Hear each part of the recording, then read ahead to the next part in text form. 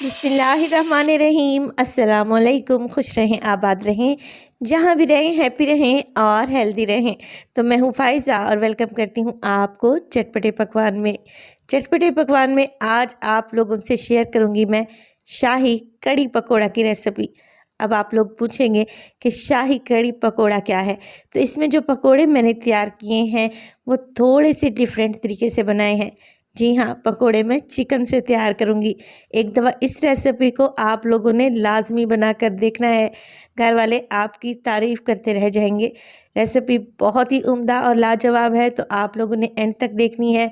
इंशाल्लाह ये रेसिपी भी बाकी रेसिपीज़ की तरह आप लोगों को पसंद आएगी। तो चलें जी, जल्दी से चलते हैं अपने किचन में और बनाते हैं जी मज़ेदार सा ये शाही कड़ी पकोड़ा। तो बेहतरीन और मज़ेदार सा अगर आप लोगों ने कड़ी पकोड़ा बनाना है तो सबसे पहले तो आप लोगों ने ले लेना है 1 कप बेसन और उसे शामिल कर दिया है मैंने एक फ्राइंग पैन में। बेसन को ड्राई रोस्ट करेंगे, 2 से 3 मिनट के लिए ही बेसन को भूनें हल्की आंच पर। जब इसमें से अच्छी सी खुशबू आने लगे तो आप लोगों ने क्या करना है, आधा किलो दही में ये बेसन फ़ौरन से शामिल कर देना है। बेसन को ज़्यादा देर आप लोगों ने फ्राइंग पैन में नहीं छोड़ना, वरना ये काला पड़ जाएगा, क्योंकि फ्राइंग पैन का टेम्परेचर बहुत ज़्यादा गर्म होता है। तो फ़ौरन से बेसन को भूनें और आधा किलो दही में 1 कप आप लोगों ने बेसन शामिल कर देना है भुना हुआ। तो ये रेशो आप लोगों ने याद रखना है। बस जी, दही में बेसन को अच्छे से मिक्स कर लें और अब इसमें डालें पानी। पानी मैं डाल रही हूँ तकरीबन 3 गिलास। तो आधा किलो दही और 1 कप बेसन के लिए 3 गिलास पानी काफ़ी है। चलें जी, पानी में हमने सब चीज़ों को अच्छे से मिक्स कर लिया है। अब तैयार करते हैं कड़ी का मज़ेदार सा तड़का, जिसके लिए आधा कप मैं लूँगी ऑयल और इसमें डालूँगी तकरीबन हाफ़ टी स्पून सफ़ेद ज़ीरा। 1 टेबलस्पून भर के इसमें डाल देंगे अदरक और लहसुन, जो कि मोटा मोटा सा कूटा हुआ है। बस जी, अदरक और लहसुन को पकाएं ज़ीरे के साथ इतना कि इसका हल्का सा कलर चेंज होने लगे। कुछ लोग यहाँ पर प्याज और टमाटर का भी इस्तेमाल करते हैं, मगर मैं नहीं कर रही। जैसे मैं घर में बनाती हूँ वही तरीका आप लोगों से शेयर करूँगी। हाफ़ टेबल स्पून डालूँगी नमक, हाफ़ टेबल स्पून ही सुरख मिर्च का पाउडर, 1 टीस्पून इसमें हल्दी और थोड़ा सा पानी शामिल कर देंगे 1 से 2 घूंट, ताकि मसाले हमारे जले नहीं। मसाले को 1 से 2 मिनट के लिए भून लें ताकि मसालों का कच्चापन निकल जाए। अब जो बेसन और दही का घोल हमने बना कर रखा हुआ था ना, बस वो हमने शामिल कर देना है। अब बहुत सारे लोग यहाँ पर पूछते हैं, जैसे ही हम दही और बेसन मसाले में डालते हैं दही फ़ौरन से फट जाती है। तो उसका सलूशन ये है कि आप लोगों ने मुसलसल चम्मच चलाते रहना है। अगर तो आप लोगों ने चम्मच छोड़ दिया तो फिर बेसन की गुठलियाँ बन जाएंगी। आप लोग मुसलसल चम्मच चलाएं जब तक कि कड़ी में अच्छा सा बॉयल नहीं आ जाता।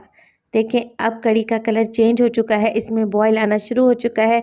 चलें जी, इसे पकने के लिए छोड़ देते हैं मीडियम टू लो फ्लेम पे 1 घंटे के लिए, जब तक मैं शाही कड़ी पकोड़ा के लिए पकोड़े तैयार करूँगी। जिसके लिए मैंने ले लिया है 1 पाव चिकन, जो कि बोनलेस है और इसके 1-1 इंच के पीसेस कटे हुए हैं।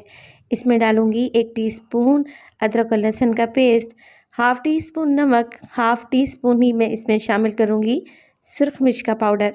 हल्दी डालेंगे 2 चुटकी के बराबर अच्छे कलर के लिए और ज़ीरा भी शामिल करेंगे मोटा कुटा हुआ हाफ़ टी स्पून। तकरीबन 1 टीस्पून मैंने ले ली है यहाँ पर कसूरी मेथी, जिसे हथेलियों की मदद से मसल कर डाल रही हूँ। अब इसमें डालें हरा धनिया।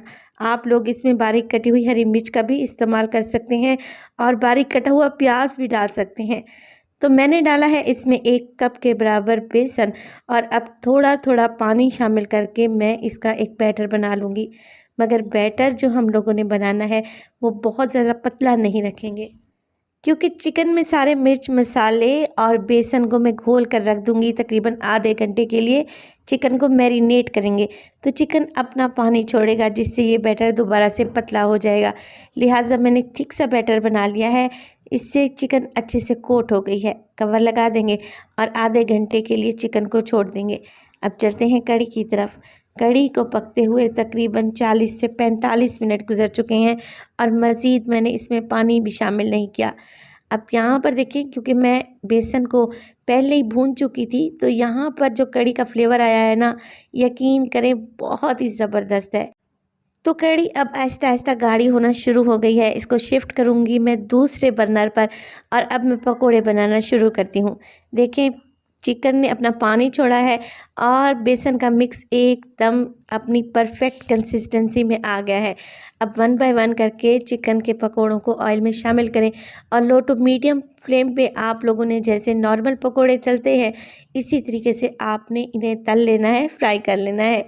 रेसिपी इस स्टेज पर ज़रा सी भी अच्छी लग रही हो, रेसिपी को लाइक कर दिया करें और चटपटे पकवान को सब्सक्राइब भी कर लें। तो जैसे ही पकोड़ों पर हल्का सा गोल्डन कलर आएगा, मैं चिकन के पकोड़े ऑयल से निकाल लूँगी और बाकी के पकोड़े भी हमने इसी तरीके से फ्राई कर लेने हैं। चलें जी, अब कढ़ी भी तैयार है, पकोड़े भी रेडी हैं। अब इन दोनों को मिक्स कर लेते हैं क्योंकि कढ़ी पकोड़ों के बगैर अधूरी है। चलें जी, पकोड़े तो हमने शामिल कर दिए हैं। अब फ्लेम को बिल्कुल लो कर दें और अब हमने इसका तैयार करना है मज़ेदार सा तड़का या फिर बघार। इस ऑयल में मैंने पकोड़े फ्राई किए थे, उसमें से हाफ़ ऑयल मैंने निकाल लिया है और उसी तेल में डालूंगी एक मीडियम साइज़ की प्याज जिसे स्लाइस कर लिया है। प्याज को हल्का सा गोल्डन कलर आने दें और फिर इसमें डालें ज़ीरा तकरीबन 1 टीस्पून। लहसुन डालेंगे मोटा कुटा हुआ, इस स्टेज पर मैं अदरक नहीं डालूंगी, तकरीबन 1 टीस्पून। और मेरे पास इस वक्त गोल वाली लाल मिर्चें, बटन चिलीज भी जिन्हें कहा जाता है, नहीं थी तो मैंने इसमें ग्रीन मिर्चें डाल दी हैं। हरी मिर्च का इस्तेमाल कर रही हूँ, आप चाहें तो इसमें गोल लाल मिर्च भी शामिल कर सकते हैं।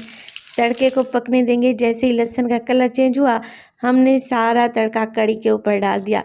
बेहतरीन सा हमारा शाही कढ़ी पकोड़ा एकदम रेडी है और इसे सर्व करने के लिए चावल मैं पहले ही बॉईल कर चुकी हूँ, लिहाजा पूरा बंदोबस्त करके मैंने रखा हुआ है। अपना बेहतरीन सा यहाँ पर मैंने लंच बना लिया है जो कि मेरी एक फेवरेट रेसिपी है।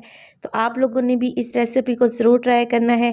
इंशाल्लाह ये रेसिपी आप लोगों के लिए एकदम नई और यूनिक होगी और इसका टेस्ट भी एकदम लाजवाब ही होगा।